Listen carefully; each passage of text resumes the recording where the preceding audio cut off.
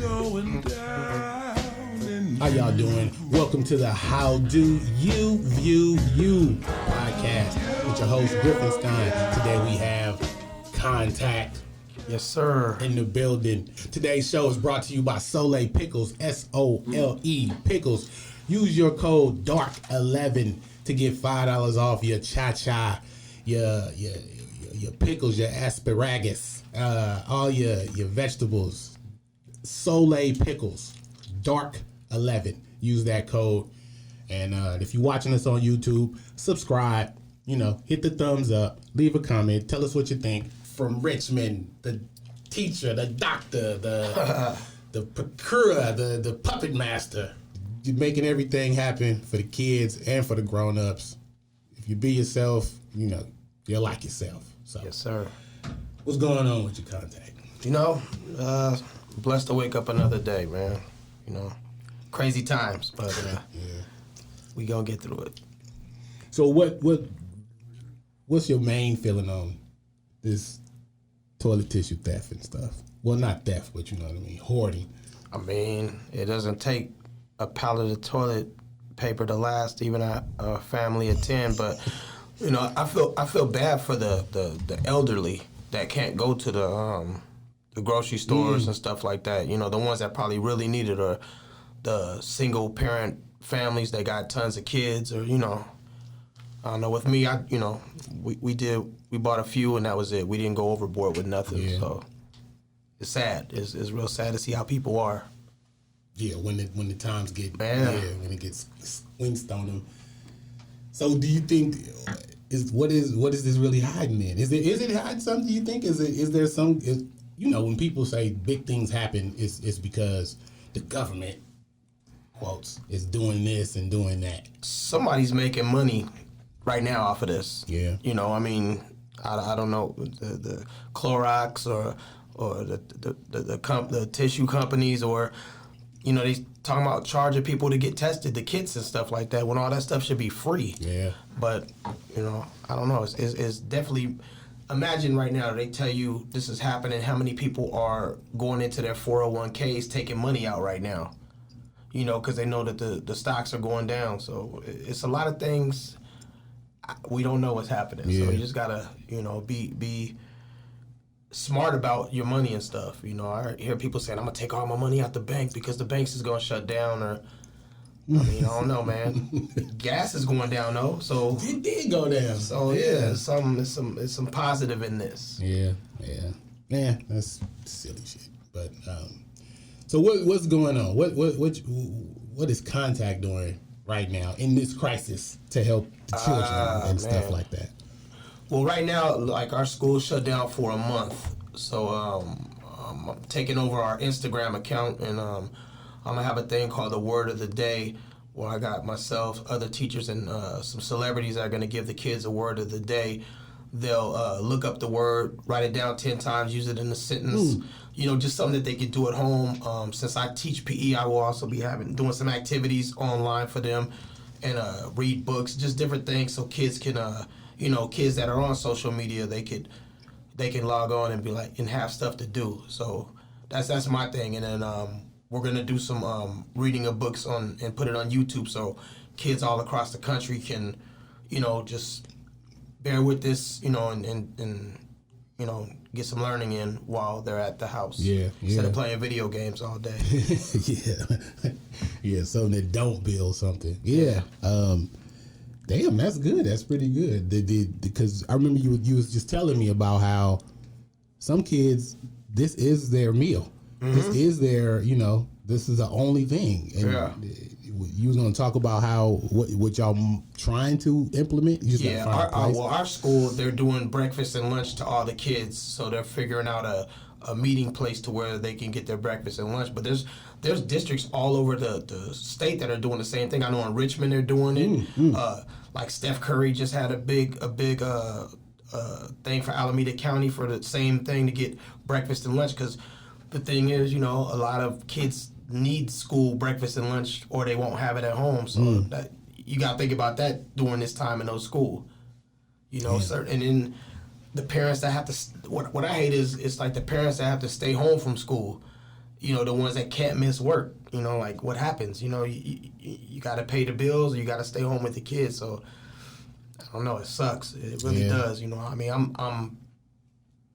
I guess I could say I'm happy my kids are older, but I would have to do the same thing. You know, so it's sacrifices. You know, and I don't know. It's like I'm glad like our district, Aspire Public Schools, they're paying all the non-salaried workers. They're paying all of them throughout this crisis, and that's dope. Like the hourlies would probably get nothing, but now they're getting their checks, their regular checks. But they're doing things like they're going to be calling parents and checking in with kids and stuff like that. So they are working, but you know it's good that they get to get paid good. Too.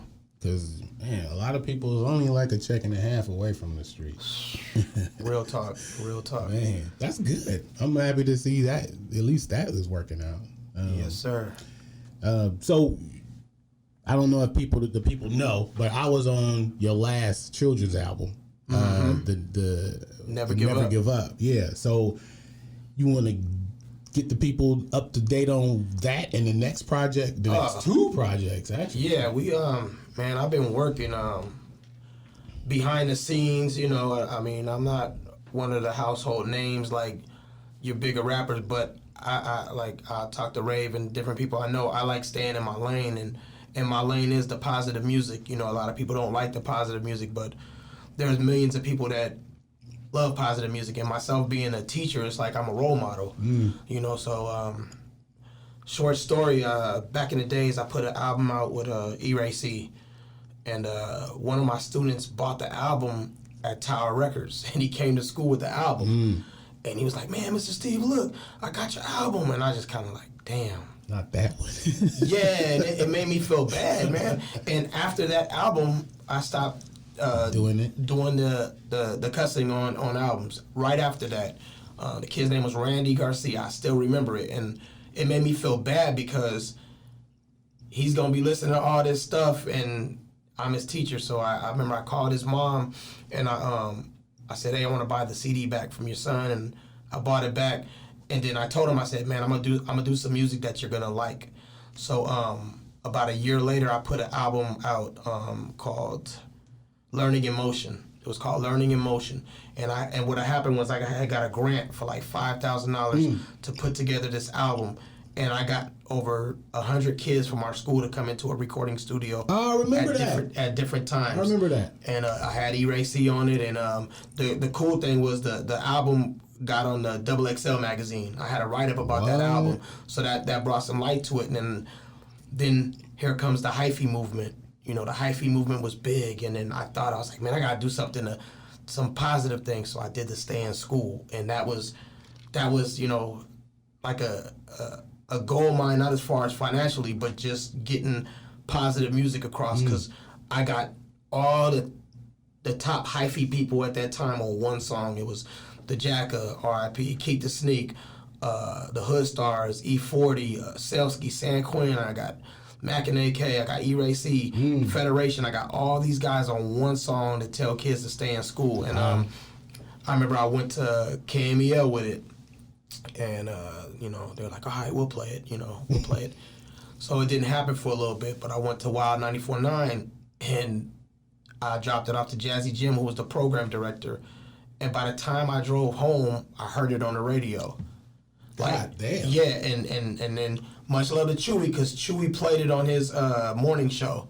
You know, so I got a little bit of KMEL love. They had it on their website. I'm not going to knock them, but Wild 94.9, they played that single 15 times a day. Like, it was getting a lot of play, and I really appreciated it. So I put up the whole album out. It was called All Rap Ain't Bad.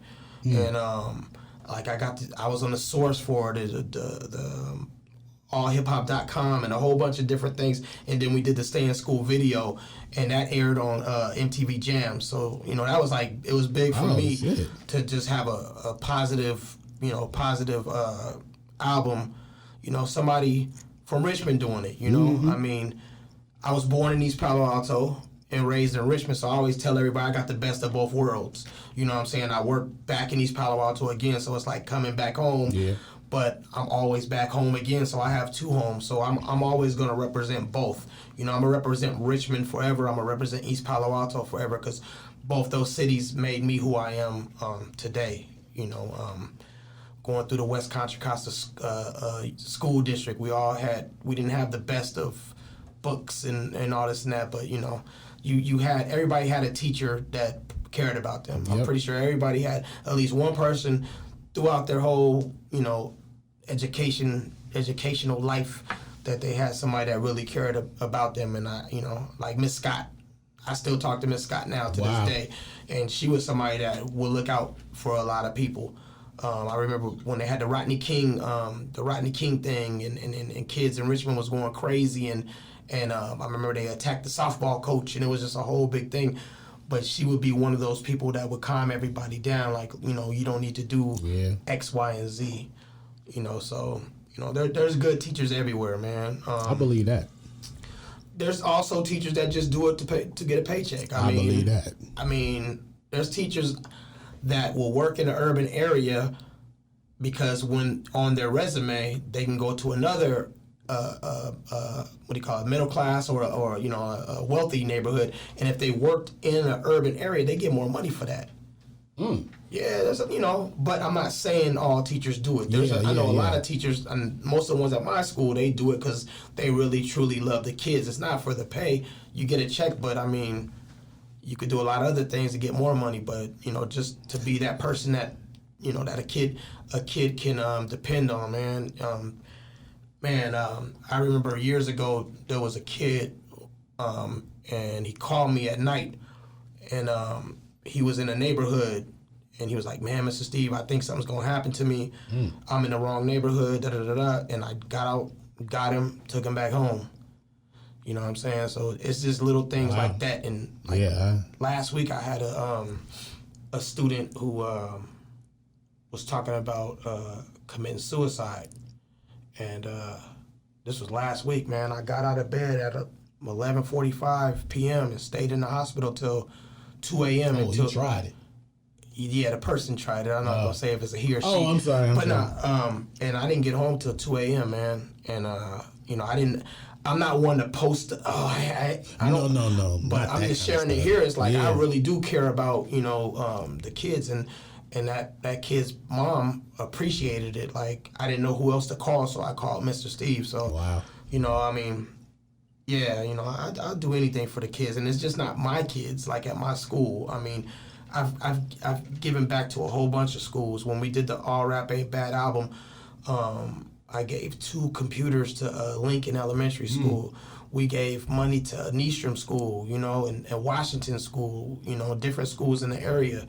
Like I went to Nystrom for a year. I went to Washington for a year. I went to Lincoln for a year, you know. So, you know, Richmond High, I gave back, I think we gave Richmond High a check for like $700 off that album just to help with school supplies and stuff like that, man. So, and again, none of that stuff was in the paper. I didn't go to the Contra Costa Times, and it just, say, you know. Look what I did. Yeah, I just did it to do it, man. And like, talk to Raven, he'll tell you the toy drives and the back to school drives. You know, people like Mr. Fab been doing them for years, you know, and I do one. This last year was my 5th annual one, you know, and we give out. And the thing is, I don't just give the toys to kids in East Palo Alto. I always come back to Richmond. Always. Like, there's kids everywhere. You know, I go to Oakland, and I always drop Fab a bag of toys off. Even though he has his own thing, it's like I'm just trying to do my part, you know, like. I was blessed that my kid, you know, I'm able to provide for my kids, my own kids, so, you know. Award show in June, eh? For Never Give Up? Yeah, for Never Give Up. It was nominated for the Independent Music Award, the Independent Music Awards. That's in New York. That'll be in June 27th. So, Never Give Up, the album got nominated for Best Kids Album. Never Give Up and Keep On both got nominated for Best Kids Single. Wow. And Keep On Video got nominated for Best Video. So I got 4 chances. I mean, you know. Yeah. If you don't win, you don't win. I mean, it'll be cool just to go out there to New York, you know. Yeah, and hobnob, Yeah, I was close to that Grammy nomination, man. I made it through the first little filter of albums, and I just missed out. But that would have been dope to That would have been able to go to to share the world, to share Richmond and East Palo Alto and the Bay with the whole world, man. Yeah, that would have been huge. That still can happen. It's still good. Yeah, and the album did good, man. The book did really good. It's a true story about Kenneth Walker, who's my cousin from Richmond, California, and his trials and tribulations and everything he had to go through as a youngster in school to Kennedy High School to UCLA and jumping around from the NFL to the Canadian Football League, and how he could have just quit, but he never gave up. And the crazy thing is, last year he won a ring. They won the the Canadian. It's called the Grey Cup. It's like the Super Bowl. So his team won the Super Bowl out there. So he's getting his ring next month. So I know he's real excited about that. And that's huge. Yeah, so he'll go back to Canada in June again to do it again. So I'm just glad he's sticking with it. What team he plays for? Montreal. He played for Montreal. Okay. And I believe he's going to Toronto next year. He's going to get a little bit more money. So he's going to go to Toronto and play. So it's just good. Somebody he didn't give up, and he could have. He could have been doing all the things that society expects from him, and he stuck with it. So that book was cool. It was successful. I learned a lot working with my uncle with it, as far as dealing with people, the illustration, that's doing all the illustration. So we went through tons and tons of people, and the person that we finally went through to do it, like when he or she, we don't know who the person is because they were overseas, it wasn't the results we wanted. So we were going back and forth until we had to just settle, all right, let's just put it out. So my next book is called the Mr. Steve Adventures. It'll be out in April. April comes out in April. It's called the Mr. Steve Adventures, the Grasshopper. So it's some real life stuff that I've done with kids over the years. Yeah. But it's a story within a story, and it's about a little girl, and she wants to be a pilot, and all these boys tell her, girls can't be pilots, So she comes to Mr. Steve, and then I tell her, you can do anything you put your mind to it. So there's a science fair, and she wants to make this drone that picks up food and can bring it to her parents and just do stuff like that. So I help her with it, and I tell her the story of the grasshopper. So it's like a whole nother story within a story, and it's basically that whole never give up, keep on, keep trying type of vibe. So I got that one, and then we got a whole nother one that's in winter, another Mr. Steve one, and we're doing that the Christmas Carol, the Christmas Carol, to where there's 4 kids who do bad things. One kid's smoking, one kid's cutting school, one kid's not eating right, one kid's thinking about committing suicide. So we take them into their future to show them what their future is going to be, and then they can do that, and they can change their, That's good. So that's another one. And then the Mr. Steve book also comes with a soundtrack. So that's something I want to do, is every book I do will have a soundtrack with it. So it's all positive music, and what I love is I have so many friends in the rap community that, man, such as yourself, we got E-Ray-C, Dap Daniel, Rave. I got so many friends that at the drop of the time they just do it, and nobody's like, oh man, what I'm saying, I need 700 and it's like, I like sharing the love back with people, and then in turn, anything I can do to anybody, I'm gonna help them out. Whether it's overseas radio player or anything that I can do. Cause you helped me get my streams up. Phenomenally. I ain't gonna lie. Yeah, and I always, people always depend on the one radio station we have now, right? Because 94.9 doesn't really play rap. It's KMEL, and there's other ways that you can get heard all over the country. You got to tap into it. There's radio stations in Africa, the UK, Bangladesh, all kind, and they love hip hop. Man, so you can get a following off of all that, man. And another project in July is the Last Chance U. That's the Netflix series, The Last Chance U. I'm doing the soundtrack for it, and then that kind of fell in my lap. My son, he played on last year's Laney team that's going to be covered along with Raven. Raven's son played, and it was an interesting year. It was I want to see how it looks on TV, because sometimes stuff doesn't look like what it really was, and Ray will tell you, man, I was going through it just with my son, you know, playing time. You know, he was the starting running back. He fumbled the ball the first game. They pulled him. They put other players in, and the other players are fumbling the ball multiple times. And they still. Yeah. And then when my son comes in, he's moving the offense. Whether if he doesn't run or not, the offense is scoring by the quarterback's throwing or whatever. And yeah, long story short, he's no longer at Laney. I mean, I can say it now. He's no longer at Laney because of that. You know, I let him make the decision. I'm not one of those parents that I never called the coach like, oh, my son better play. I just told him like, man, this is a school you pick, so you gotta ride through this. So and he gave it his all. He showed up all the time. You know, there was times where he was the only running back at practice for 3 straight days. You know, and other running backs miss practice, but then they end up starting. That alone makes you start, I would think. You would think, but yeah. So but on the soundtrack, there was production staff every game, every day. You see them all the time. So I was talking to one of the producers. I was talking about music. I said, since you guys are in the Bay, do you got some Bay Area music?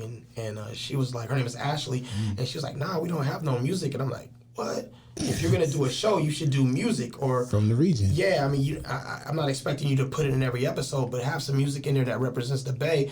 And have you ever thought about doing a soundtrack? And she's like, nah, that's a good idea.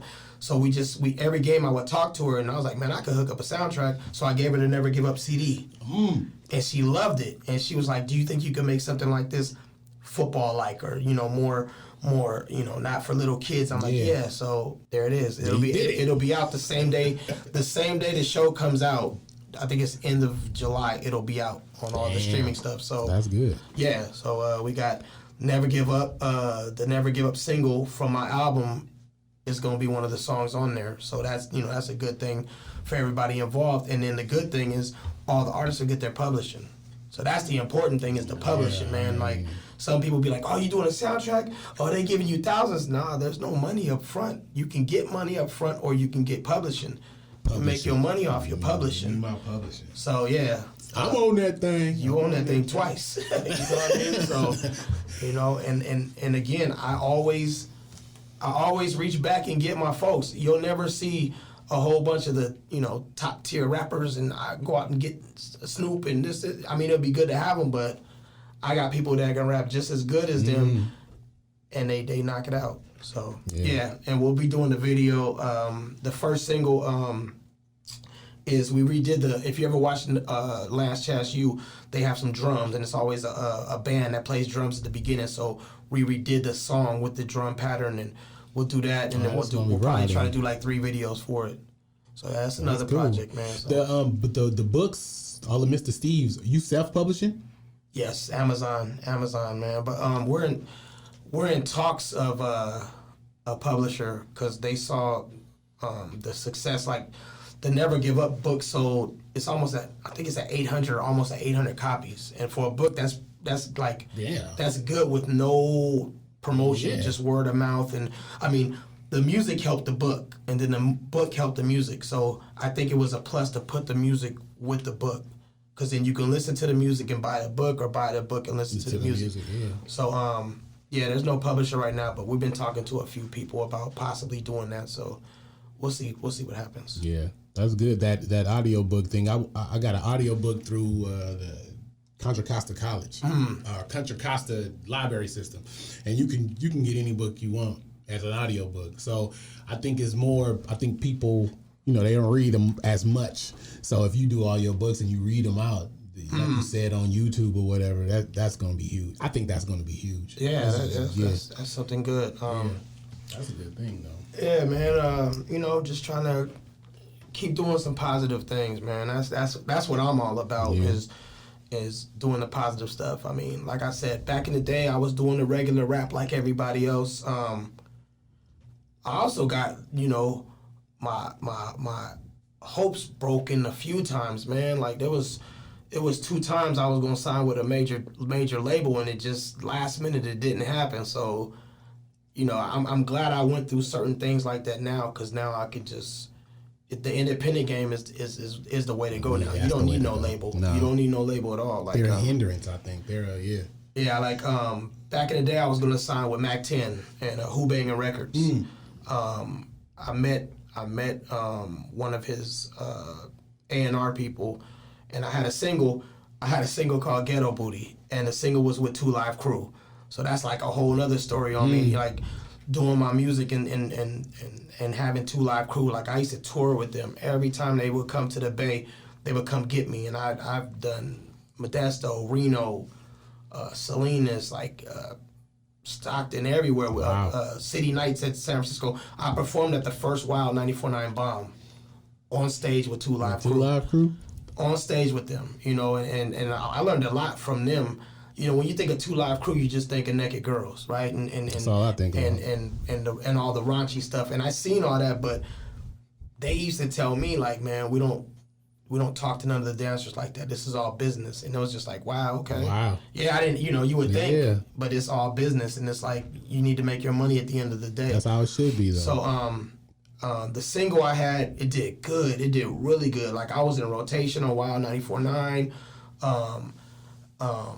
We sold over 10,000. That's when people were buying singles. And at the time, Princess Diana, she died, and Elton John had that Candle in the Wind. And my single was second to that, like for like a month. Wow. Yeah, and I was on Billboard and all that. So that was big. So I go to the Who Bangin' offices in L.A. I drive down there, I meet with them, and they're talking all the good stuff you want to hear. You know, Mac 10's not here right now because Big Pun just died. So Mac 10 was in New York because him, Pun, and Fat Joe were good friends.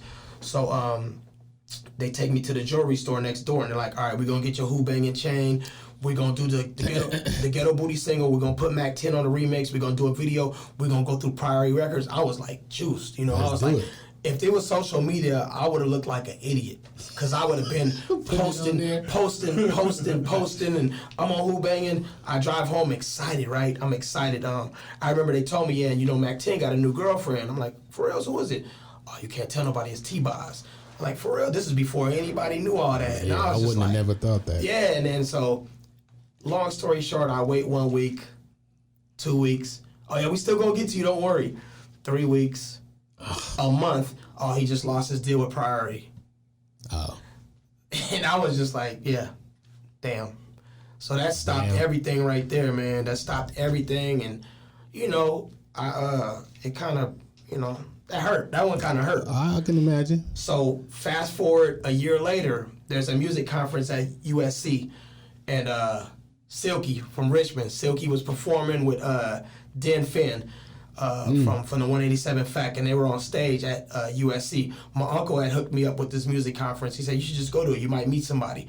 So I see her on stage. She sees me. She's doing her thing, and I'm cheering her on or whatever. And then backstage, I talked to her, and there was a whole bunch of labels. So if you went through like a classroom, there was Warner Brothers, Jive, Arista, and there was lines of people, like 100 people with their demos in each line, right? So the Richmond mentality in me, I remember well, me and my cousin Moan, we were at the Warner Brothers office, and the guy opened their room, and the guy, he opened the door, he's like, man, all I've been hearing is trash. Who got some good music? I said, man, right here, man, I'm from the Bay Area, right here, Richmond, California. And he let us go before everybody.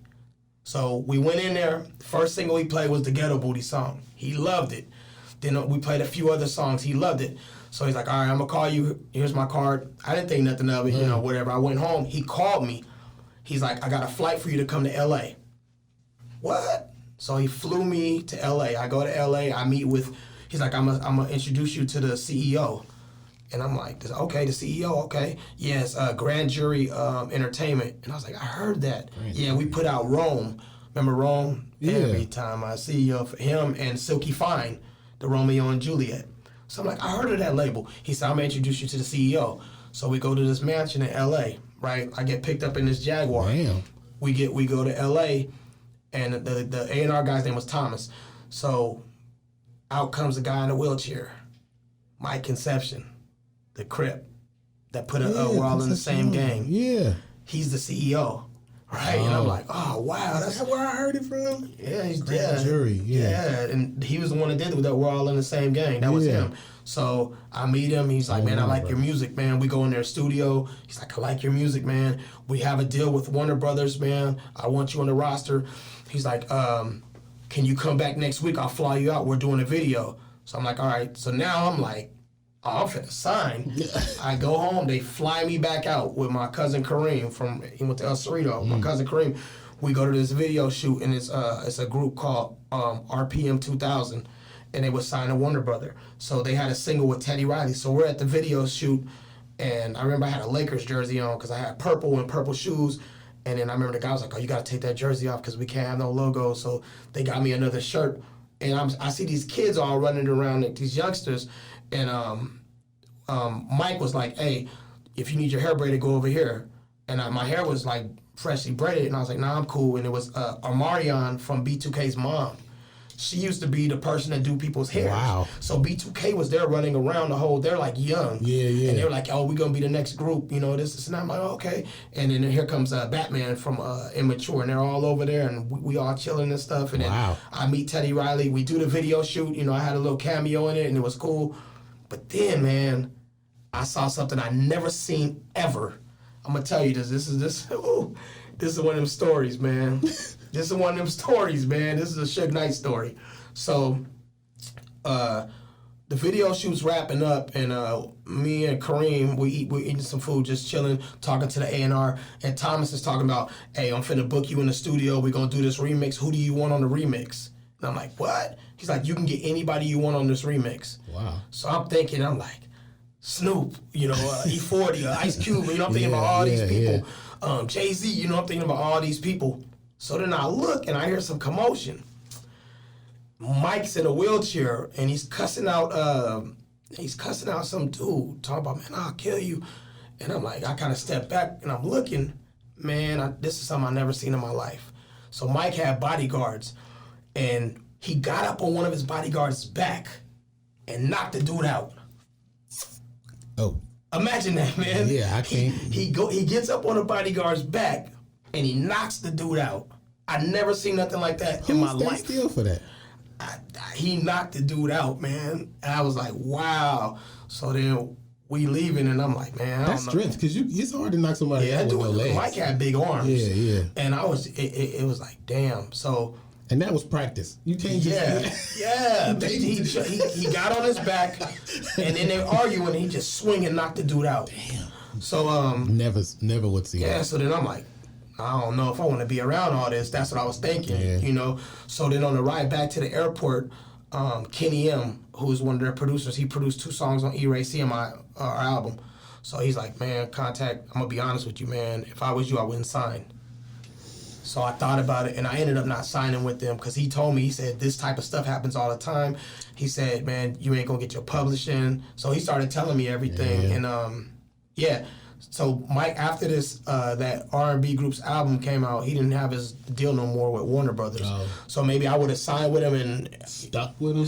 So that was another lesson, man. But I just remember that story. Like, that was something I never seen in my life, man. Like, he jumped on his bodyguard's back and just knocked somebody out. I was like, wow, man, this is crazy. Yeah, I wouldn't know whether to laugh or run. Yeah, so yeah, that's some of my stories with the music game. I remember performing with Nelly before Nelly was big in Atlanta at the Rap Sheet magazine Rap Summit. Hooking up with the Goody Mob and what's the cast that did 95 South from Atlanta. The Young Bloods. Oh, Young Bloods. Young Bloods, hanging out with them before they were big. But I remember a Nelly story. I remember we performed, we did our song, we did good out there, and then in came a stretched Hummer. I had never seen that. And all these cats with St. Louis jerseys and hats came out, and then he did that Down, Down, Babe. That's before it was out. Yeah. And he was going to sign with Jermaine Dupri because Jermaine Dupri came right up to him afterwards. And I saw the whole thing. And he was a cool dude, And I got cool with Murphy Lee. I got cool with him through all that. And I had his number and we talked and stuff. And then next thing you know, this dude blows up. Yeah. It was a trip, man. It's like all it takes is that one moment to where, somebody will take a chance on you, man. And, That's how the world is. You staying in your lane. As far as the music and everything, which is a good thing, because people try to appease a lot of people. So in like 5 to 10 years, what is the plan? Is it to make music and books for the rest of your life, or is it trying to build a school? You want to build a school? Or In 5 years, man, I would love to still be teaching. Oh, okay. Because this is my 20th year teaching. So, wow. Yeah, man, and I fell into teaching. You know, graduating from Richmond High, I didn't think I would teach. Going to college in Marin, I thought I was just going to play football. Then going to the Dominican college out there in San Rafael, I thought I was just going to do a radio show. You know, I didn't have no thoughts of teaching. And I remember I was working a construction job. And, you know, I was making pretty good money. And my youngest was in kindergarten, so she would get out at 12 o'clock. So I would pick her up on my lunch break to take her to her grandma's house every day. And we had this thing, what we have now at her school is called parent effort hours. So you had to get a certain amount of effort hours to have your kids stay in there. That means whether you buy stuff for the school or you go volunteer. So I would volunteer, and I'll be out there playing basketball with all the kids, throwing the football around. So the assistant principal was like, "You should teach PE." And I was like, "Nah, I'm not a teacher. You know, I'm just having fun with the kids." She's like, "Nah, you really." Her name is Kristen Clyde. She just wrote a book too. She's very influential person, and she was like, "No, you should teach. I'm telling you, you should teach." And Miss Thompson, who teaches with me now, she was like, "You should teach."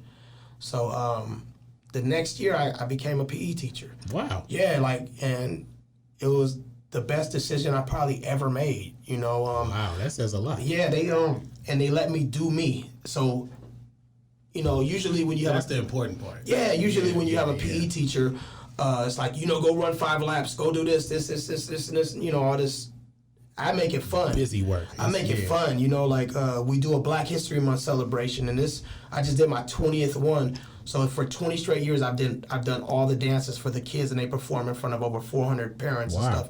So I bring 49ers to the school. I bring, you know, Giants, and I just do. They let me like do things, I think, outside the box. So they let me do things outside the box than your regular, you know, PE teacher. So I do the morning announcements every day. I'm like, I guess you could say the fun guy, and you know, all the kids will call me their brother.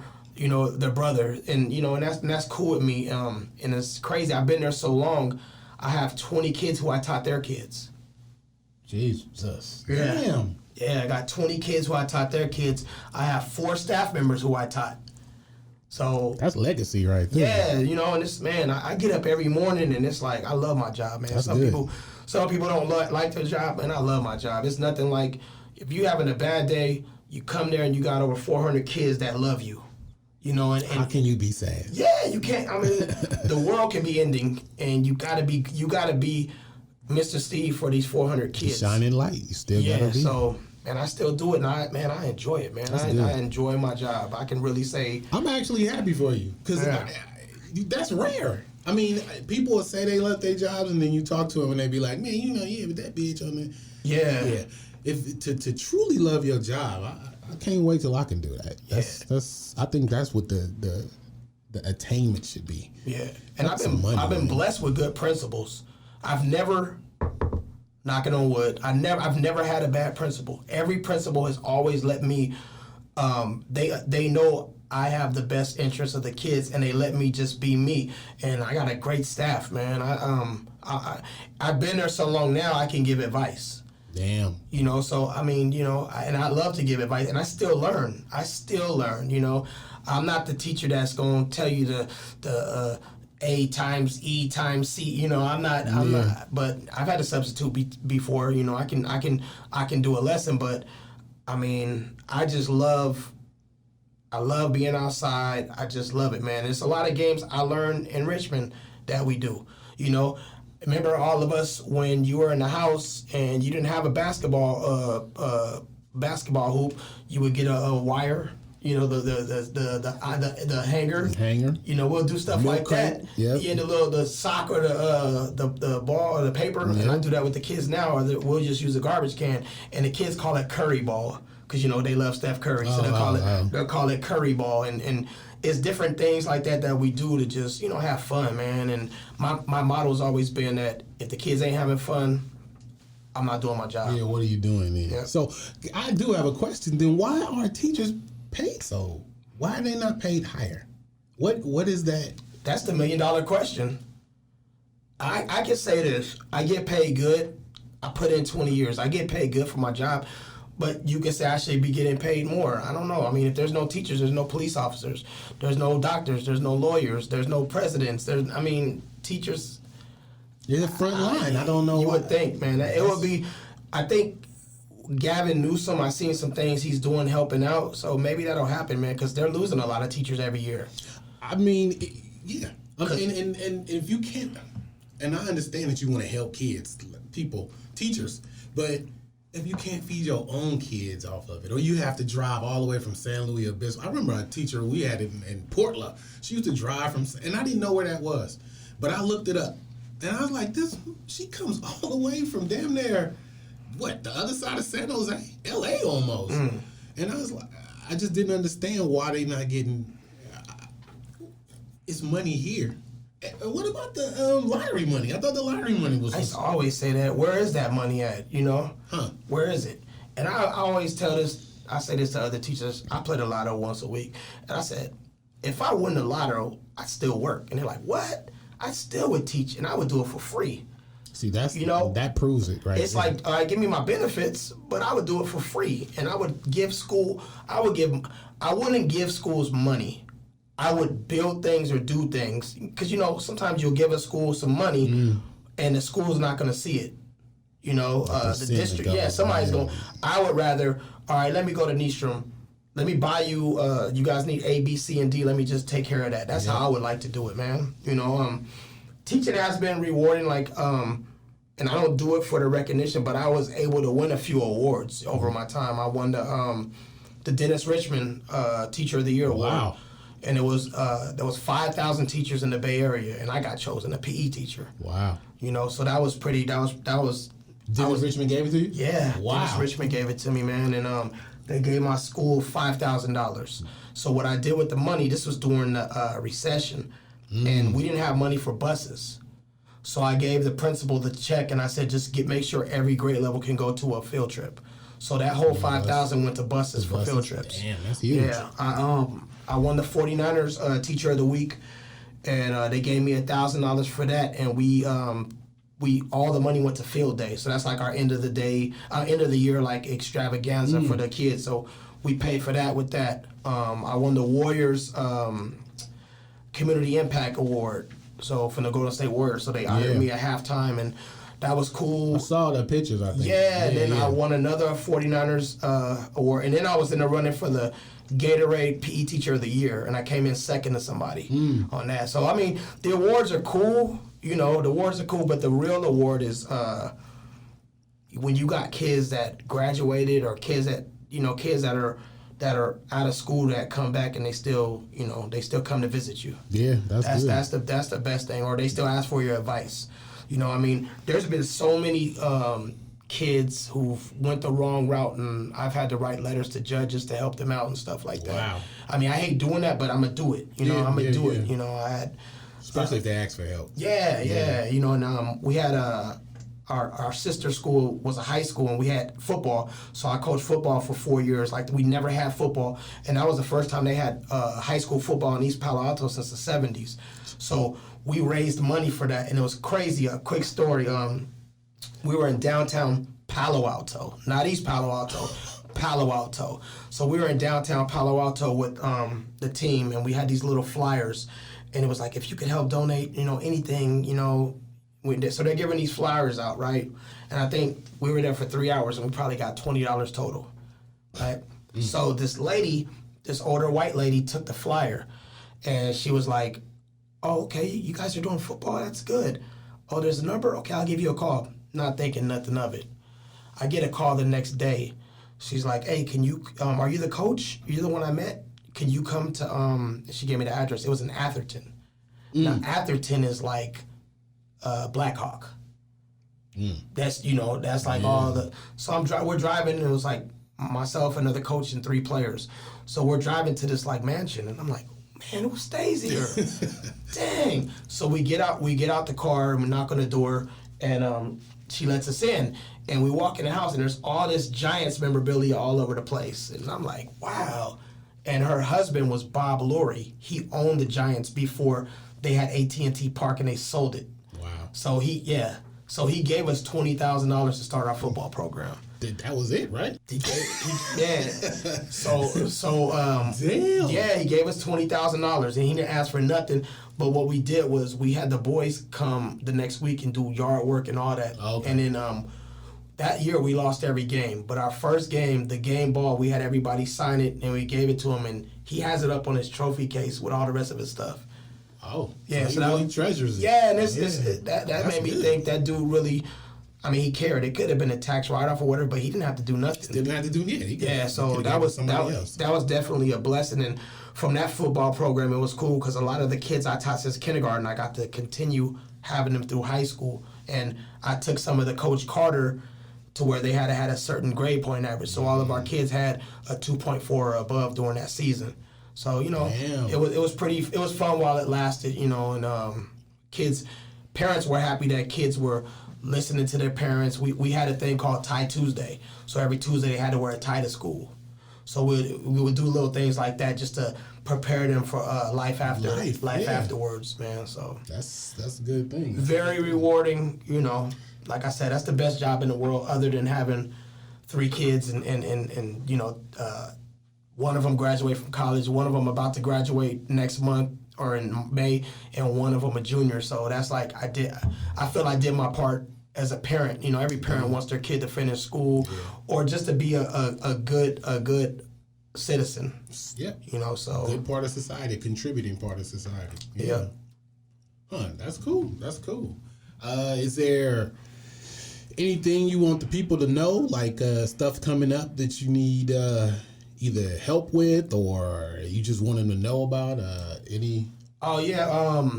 If you see any of the books online or the music, stream it. Definitely, your kids can listen to the music. It's 100% positive. We did a guns not water balloons, water balloons not guns event a few years ago, and Rave and I will do it again. It was pretty cool. We had like free food. And we have some kids there, but I want to make it into a bigger thing, I want the whole city to kind of come around and just have like a good time for a few hours, and just like do it. I want to do it in Richmond and as well as do it in East Palo Alto. I want to just, I mean, one person can't change the world. I just want to make sure that kids have a good time and, and not have to worry about so much, and if you guys could donate to anything, it doesn't have to be to me, but if you guys donate, if you see there's a toy drive, a clothes drive, a school supply drive, make sure you guys do that, man, because there's a lot of parents that don't have, kids that don't have toys, and that's I can't see kids waking up in the morning, Christmas morning, with no toys. Yeah. Just the littlest thing can help somebody. So for me, I always try to give back. No matter what I do, I try my best to give back. And I'm always going to help anybody. Anything I can do. If it's another artist, I'm not the biggest artist in the world, but I know people, there's something I could probably help out with, so that is my purpose, man. I never thought this would be my purpose in life, but maybe this is my purpose. We got some films we're working on, but I'll have, if you ever interview Bob Martis, that's a good guy to know. I'll have you talk to him about that. So we have some things in the works as far as film, like major films. So, and that's good. And the thing about him that I love is he's also the type of person that likes to give back, to give people an opportunity that won't have an opportunity to be part of the crew or have a job or go to a local catering company and help their business out. Like that's the type of stuff that he does. Martis, what's his name on the book? Yeah, he wrote it. He wrote it with me. Yeah, okay, Martis. yeah. That's my uncle. 5 Heartbeats. He was in I'ma Get You Sucker. He was in House Party 4, Rocky 3, the Robert Townsend Partners in Crimes. He played his twin brother, Lake Arrington's twin brother. He was the one, and I'm Gonna Get You Sucker, that died of all the gold, who had the gold overdose. Oh, yeah. So he had a lot of little roles, man. Yeah. He was one of the blind rappers in House Party 4.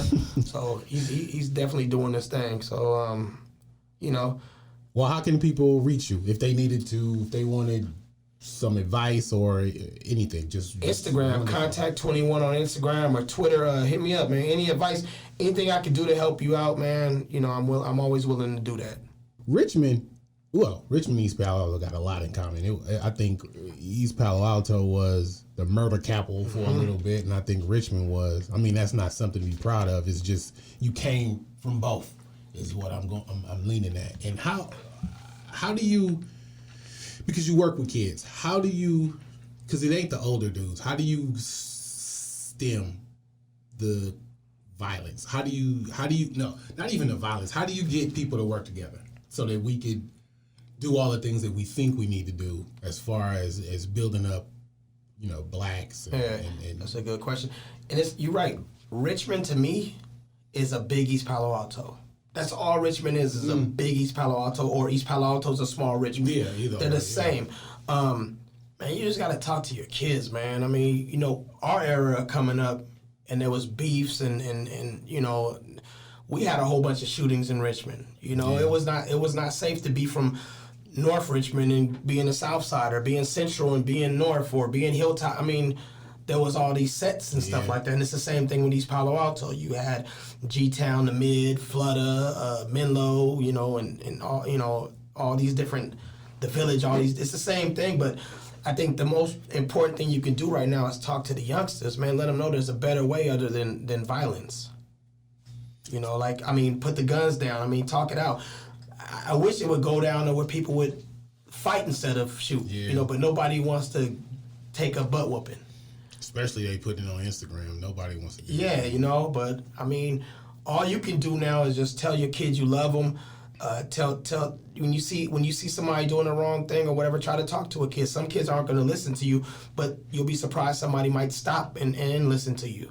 It's our part to help the next generation out, because if we don't, it's going to be worse. And they have it worse because they have social media. We didn't have social media coming up. You probably have a lot of guys in jail right now just because of people videotaping everything. Yeah. But it's just the world we live in, man. Because the aim is to be better. And I do understand, like you said, the dudes listen to you didn't want him listening to your album.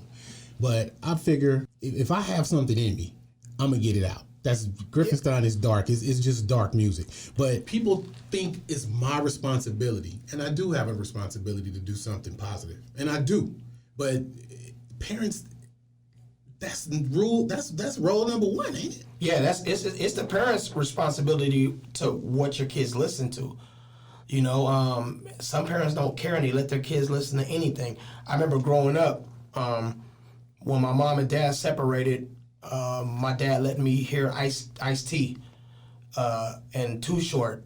My mom would only let me listen to the Fat Boys or Run DMC. But my dad would explain to me everything in the songs. He would be like, he would say, this is like an act. This is like, he doesn't really do this or whatever.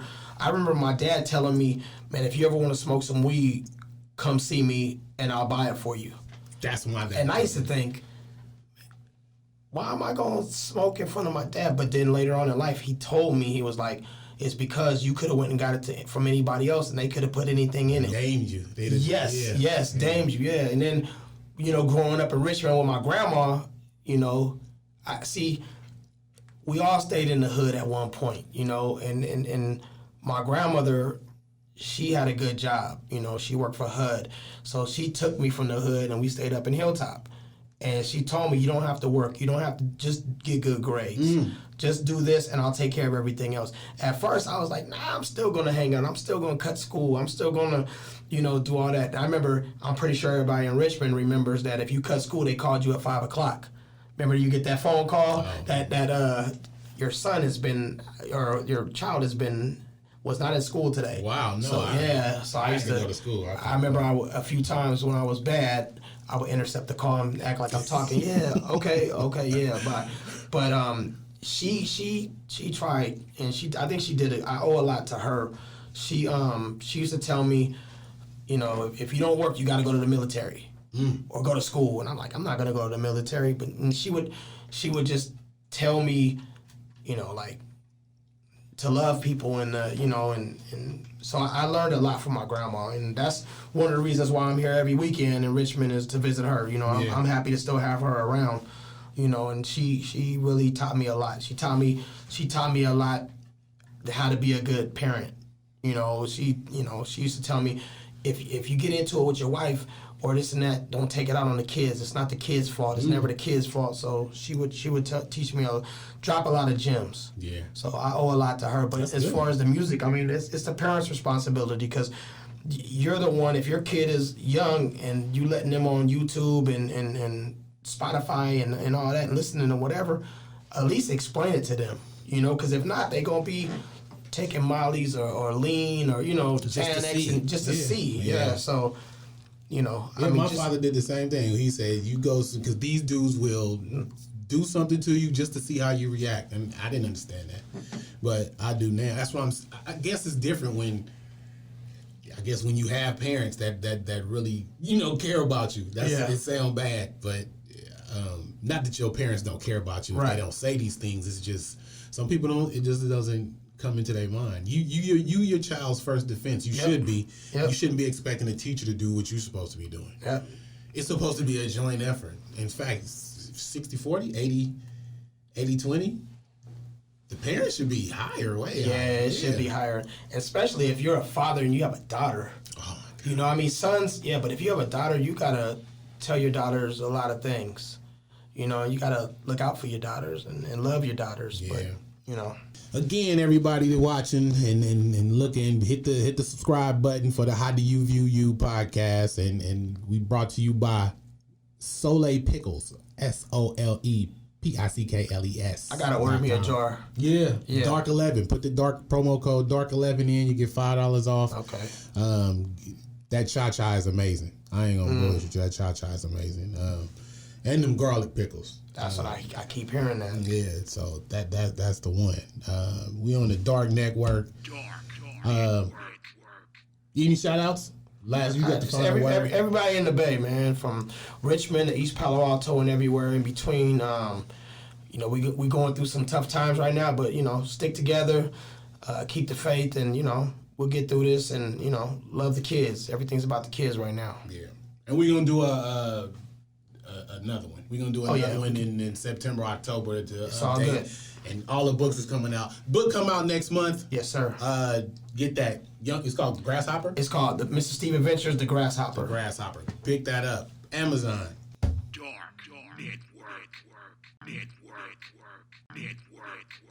Network.